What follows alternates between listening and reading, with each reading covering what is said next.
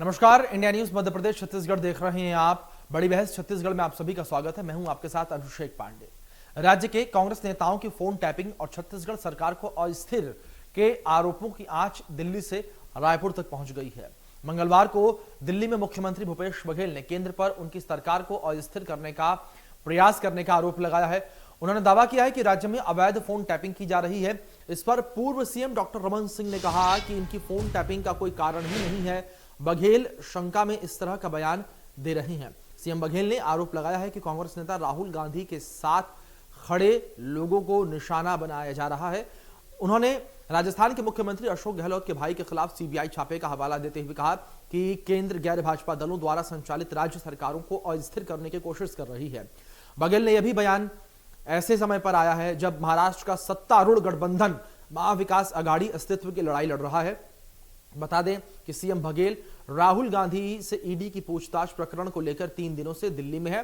इधर सरकार के वरिष्ठ मंत्री रविंद्र चौबे ने मुख्यमंत्री भूपेश बघेल के बयान का समर्थन करते हुए कहा कि पेगासस के समय से फोन टैपिंग हो रही है, उसके अंश अभी भी मौजूद हैं। उन्होंने पूर्व मुख्यमंत्री डॉक्टर रमन सिंह से पूछा कि उन्होंने अपने शासनकाल में पेगासस की खरीदी की थी। इस बयान पर डॉक्टर रमन ने कहा कि मूल विषय यह है कि ईडी की पूछताछ से कांग्रेस को तकलीफ हो रही है।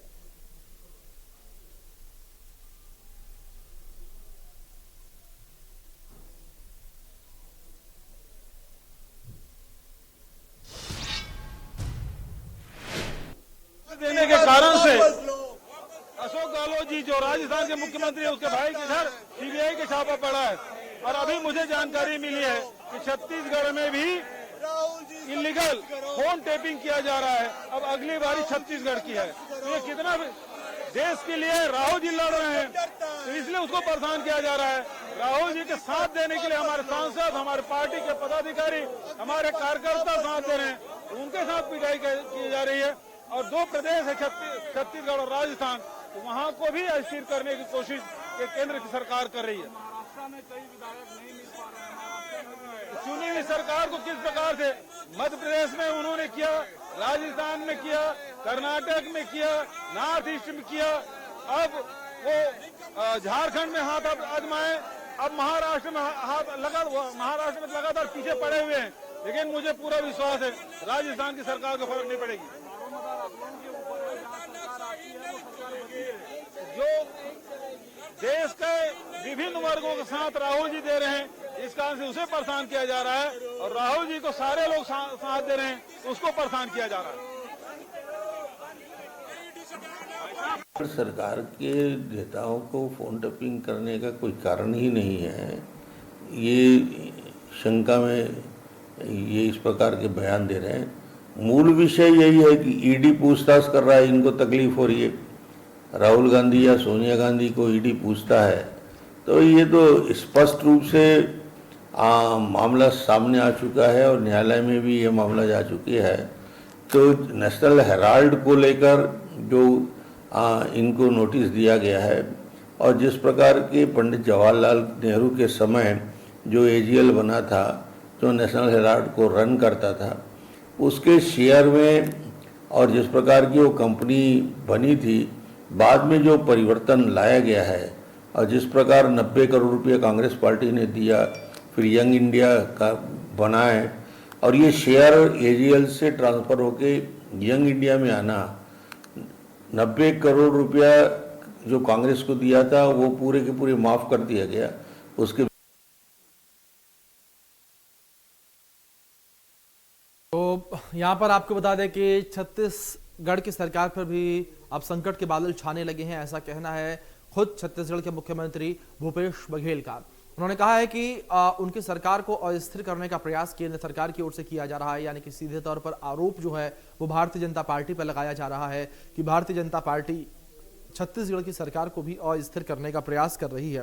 लेकिन वहीं दूसरी ओर अगर मौजूदा हालातों को देखा जाए तो इस वक्त अस्थिरता महाराष्ट्र में जिस तरीके से देखने को मिल रही है, तो ऐसे में एक ही सवाल उठता है कि क्या अब छत्तीसगढ़ की बारी है। तो वहीं सीएम भूपेश बघेल जो हैं वो भी इस बात का जिक्र कर रहे हैं। साथ ही साथ यहां पर विधायकों के फोन टैपिंग के मामले की बात भी जो है सामने आ रही है। कहा जा रहा है कि फोन टैपिंग जो है वो की जा रही है नेताओं की, और सीएम बघेल जो हैं उन्होंने इसको लेकर सीधे तौर पर केंद्र सरकार पर आरोप लगाए हैं, भारतीय जनता पार्टी पर आरोप लगाए हैं। और भारतीय जनता पार्टी पर हमलावर दिखाई दे रहे हैं।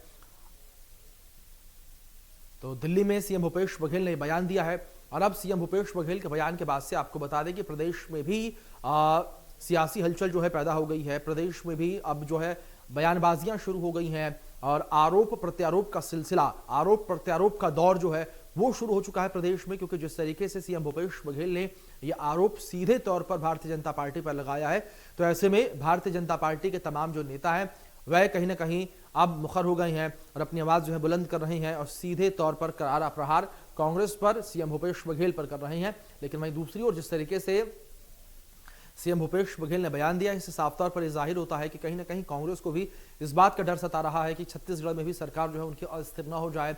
सीएम भूपेश बघेल को भी कहीं ना कहीं इस बात का डर है कि छत्तीसगढ़ में उनकी सरकार जो है वो अस्थिर न हो जाए। तो छत्तीसगढ़ के नेताओं की फोन टैपिंग हो रही है, इस बात का बयान जो है खुद सीएम भूपेश बघेल ने दिया है। खुद सीएम भूपेश बघेल ने कहा है दिल्ली में इस बात को कि छत्तीसगढ़ के नेताओं की फोन टैपिंग हो रही है और फोन टैपिंग करके जो है केंद्र सरकार प्रदेश सरकार को अस्थिर करने का प्रयास कर रही है।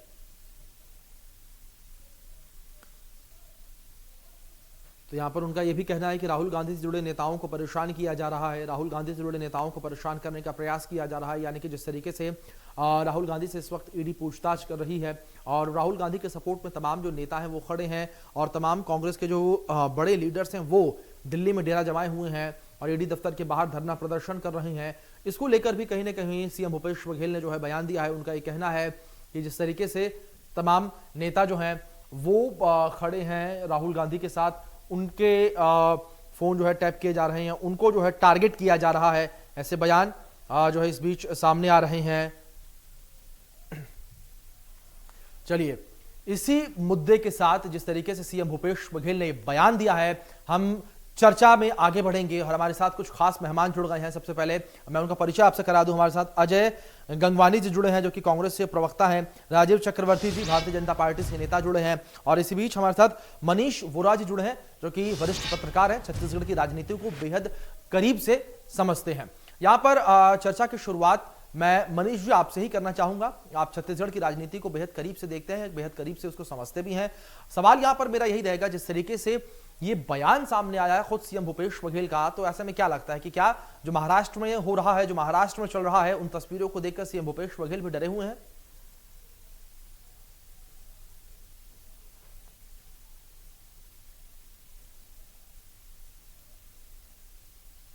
जी मनीष जी, आवाज मिल रही है आपको? ऐसा लगता है आपकी आवाज नहीं जा रही अभिषेक जी उनके पास।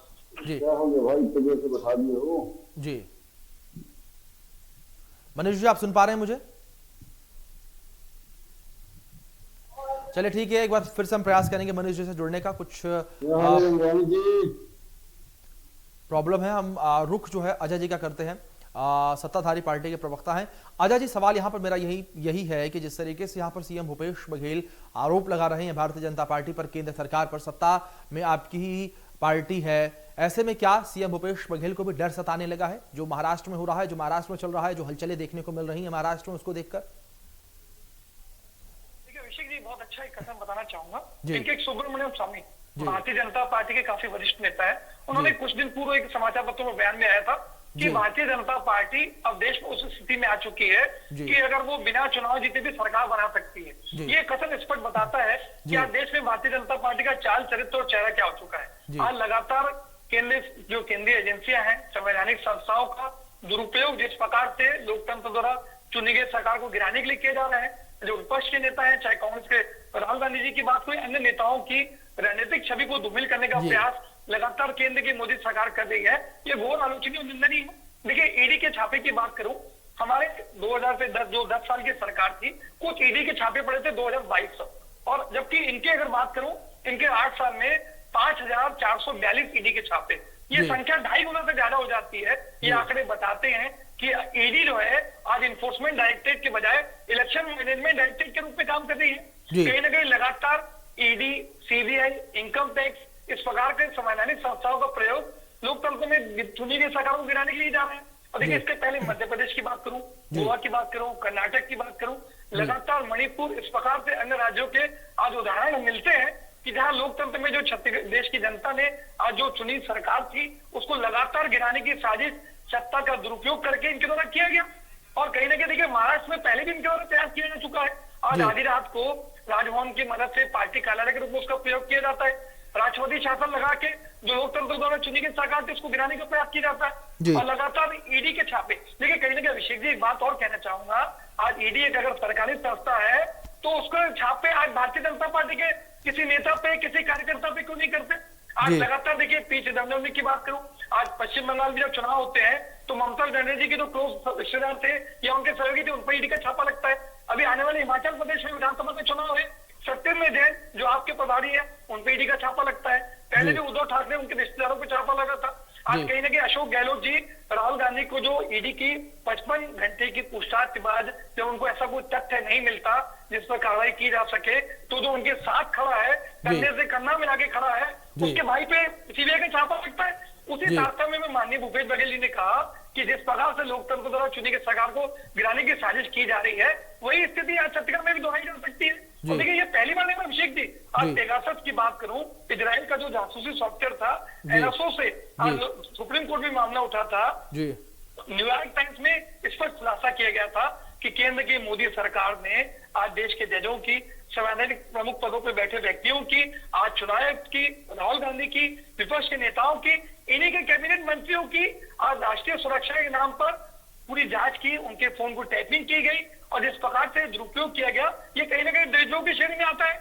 उसके बाद देखिए आज कहीं ना कहीं 1 नवंबर 2019 को संडे गार्जियन उसकी भी रिपोर्ट में इस पर बताया गया था कि इजराइल के जो पेगासस के अधिकारी थे वो छत्तीसगढ़ आए। उस समय तत्कालीन जो भारतीय जनता पार्टी की सरकार थी उनके अधिकारियों से, पुलिस के और उनके खुफिया अधिकारियों के साथ उनकी बैठक हुई। कहीं ना कहीं ये अंदेशा इस पर जाहिर किया गया कि छत्तीसगढ़ के 2018 के विधानसभा चुनाव के पहले भी इसका प्रयोग किया गया और उसके लिए हमने एक 3 सदस्यीय कमेटी भी बनाई थी जो इसकी जांच कर रही है। तो कहीं ना कहीं भारतीय जनता पार्टी का क्षेत्र बन चुका है।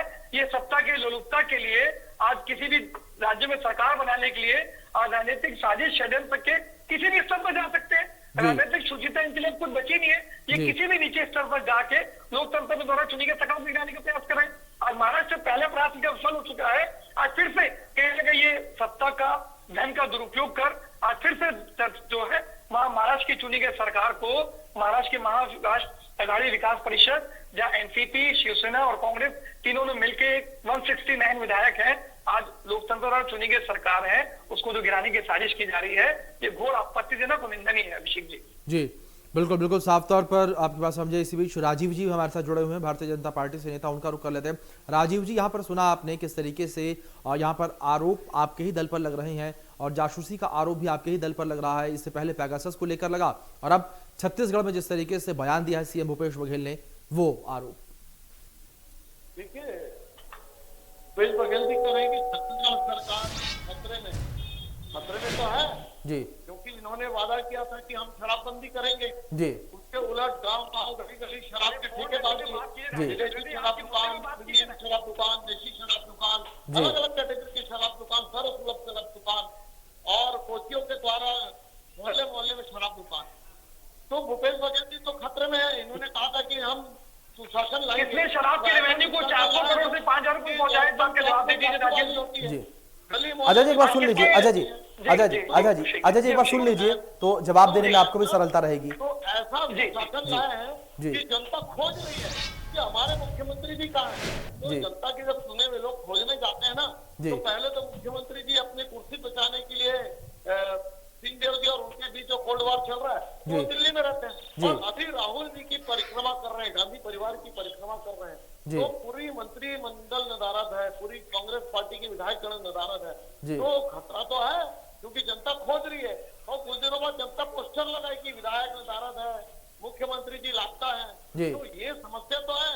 तो अब ये समस्या के जवाब कैसे दे? तो उन्होंने कहा कि हम खतरे में हैं। अब वो ऐसा है कि राष्ट्रीय मीडिया के सामने बैठे हैं तो थोड़ा शिगुफा खेला जाए। तो उन्होंने कहा कि भाई मेरा फोन टेप होता है। आप कौन सी बड़ी हस्ती हो? आप उत्तर प्रदेश गए, लुटिया डुबा के आ गए, 2 सीट जीत के लाए जहाँ कांग्रेस की वीरभद्र सिंह की सरकारें हुआ करती थी। आप असम गए छत्तीसगढ़ मॉडल लेकर, वहाँ पिट कर आ गए। आप पश्चिम बंगाल गए तो 0 लेकर आ गए। तो आप कौन से वीआईपी हो कि आपको पहली बात तो किसी का फोन टेप नहीं होता, ये फोन टेपिंग ये आपस में होते हैं, ये कांग्रेस पार्टी की आंतरिक कला है। जहां तक फोन टेपिंग का मामला है कि भैया आप कोई बड़ी हस्ती नहीं हो कि आप ठीक राजीव जी, ठीक है राजीव जी, आपकी बात को समझे। अजय जी आपके पास ही आऊंगा, मनीष जी हमारे साथ फिर से जुड़ गए, एक बार जल्दी से उनका छोटा कमेंट ले लेता हूं, फिर आपके पास आऊंगा, समय आपको पूरा दूंगा। मनीष जी आप भी सुन रहे हैं यहाँ पर पक्ष विपक्ष दोनों को ही, और छत्तीसगढ़ की सत्ता को भी आप देख रहे हैं। क्या आपको लगता है कि छत्तीसगढ़ की सत्ता पर सियासी बादल जो है वो छा गए हैं?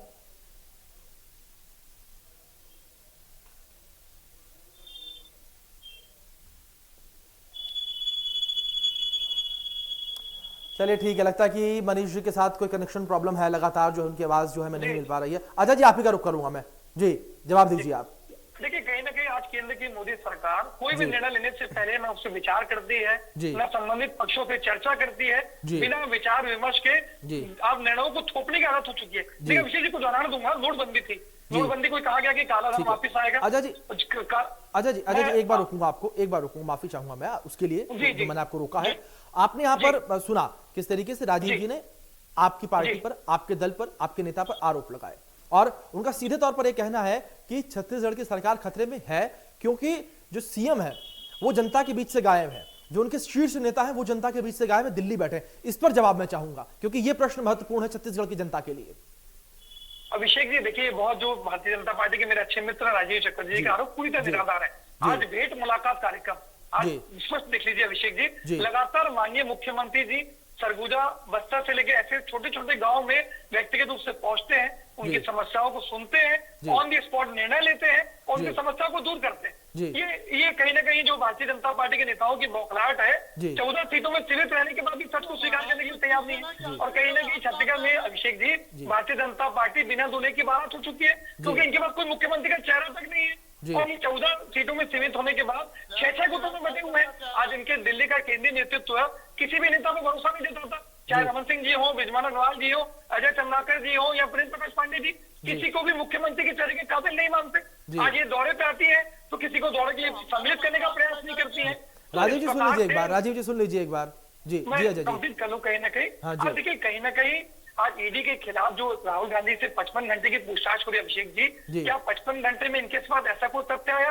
अगर उनके खिलाफ कोई सबूत मिलता है, कोई कार्रवाई हो सकती है या एफआईआर हो सकती है, तो क्या ऐसा कोई उनके साथ निश्चित किया गया? ये स्पष्ट बताता है कि 55 घंटे की पूछताछ में राहुल गांधी के खिलाफ न कोई सबूत मिलता है ना कुछ और मिलता है। सबसे बड़ी मैं 10 सेकंड ले रहा हूँ अभिषेक जी, एक क्रोनोलॉजी को समझना पड़ेगा। 10 सेकंड ले रहा हूँ अभिषेक जी। 2012 में केस होता है, 2014 में केंद्र में मोदी सरकार की आती है, 2015 में एक राजनीतिक द्वेष को खोला गया। आज ईडी की प्रारंभिक जांच में स्पष्ट बताया गया कि राहुल गांधी के खिलाफ कोई केस नहीं बनता, इसमें कोई ऐसा मनी लॉन्ड्रिंग का मामला ही नहीं था, तो कहीं ना कहीं उस केस को क्लोज कर दिया गया।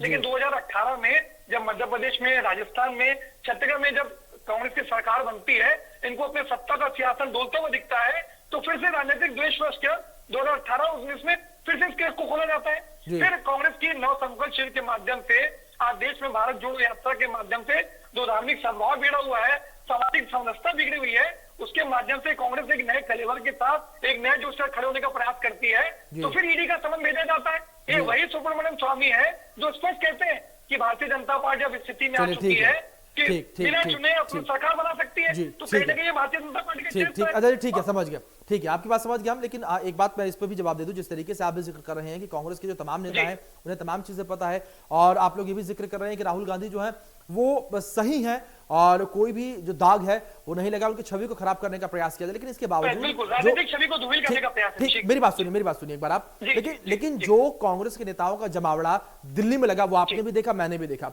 जो कांग्रेस कार्यकर्ताओं ने, कांग्रेसी कार्यकर्ताओं ने सड़कों पर किया वो आपने भी देखा है, मैंने भी देखा है। आम जनता परेशान हुई है, सरकारी संपत्तियों को हानि पहुंचाई गई, यहां तक कि आम जनता की संपत्तियों को भी नुकसान पहुंचाया गया है। तो ये भी सवाल उठता ही है कि जब राहुल गांधी सही थे तो वो शांति से पहुंचते, अकेले जाते, जवाब जो भी सवाल जवाब होना था ईडी से देकर चले आते। बयानबाजियां अपनी जगह है, धरना प्रदर्शन अपनी जगह है, लेकिन जिस तरीके से सरकारी संपत्तियों को नुकसान पहुंचाया गया है, वो संपत्ति तो मेरी थी क्योंकि टैक्स तो मैं भरता हूं, संपत्ति आपकी भी थी, आप भी टैक्स भरते हैं, जो मेरे भाई बंधु हैं उनकी भी संपत्ति थी, तो उसको नुकसान पहुंचाने का क्या मतलब बनता है, बताइए। अभिषेक जी थोड़ा समय दीजिएगा, बहुत अच्छा प्रश्न है। देखिए, दो अलग अलग मुद्दों को जोड़ा है अभिषेक जी। नहीं जोड़ना पड़ेगा क्योंकि ये आपस में कड़ियां जुड़ी हुई हैं। मैं कंप्लीट कर रहा हूँ अभिषेक जी, मैं कंप्लीट करूं मेरी बात, तो मेरा निवेदन है, आप मैं पूरी बातों को जवाब दूंगा। देखिए, कहीं समय आपको पूरा दे रहा हूं मैं, समय आपको पूरा दे रहा हूं मैं। अभिषेक जी, देखिए, कहीं ना कहीं आज ईडी ने राहुल गांधी से जो पूछताछ करी, हम उसके खिलाफ नहीं है। हम उसके साथ हिम्मत के साथ, भारतीय कांग्रेस ने जब अंग्रेजों से नहीं डरी, तो ये भारतीय जनता पार्टी के केंद्र सरकार से डरने की तो बात दूर तक है। और देखिए, कहीं ना कहीं जो आज देश में हिंसा हो रही है, वो कांग्रेस के द्वारा नहीं हो रही है। आप इस बात को समझ लीजिए। आज एक अग्निपथ योजना, आज केंद्र की मोदी सरकार आज युवा और विद्यार्थियों को लाने का प्रयास करती है। ये जो आगजनी और हिंसा हो रही है, ये कांग्रेस के कार्यकर्ताओं के द्वारा नहीं हो रही है। आज देश का युवा, अब आपने तो मुद्दा ही भटका दिया। ठीक है, आपने मुद्दा भटका दिया, मैंने कांग्रेस की बात की, आप वहां पहुंच गए। ठीक है, ठीक है। राजीव जी बहुत देर से बोलने का प्रयास कर रहे हैं। अजय जी आऊंगा, अभी आऊंगा अजय जी आऊंगा। नहीं, आपने भटकाया मुद्दा आपने भटकाया। मैं सीधा आया था कांग्रेस के मुद्दे पर, मैं सीधा आपके पास कांग्रेस के मुद्दे पर आया था।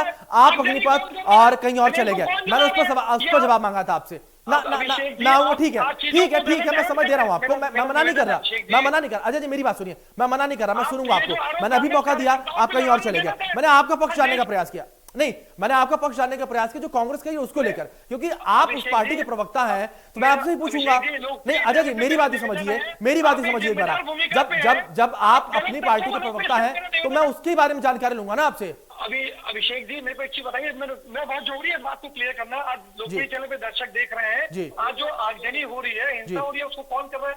चलिए ठीक है, जवाब ले लेते हैं। ठीक है, और देश का विद्यार्थी कर रहे हैं। चलिए ठीक है, राजीव जी से जवाब ही ले लेते हैं।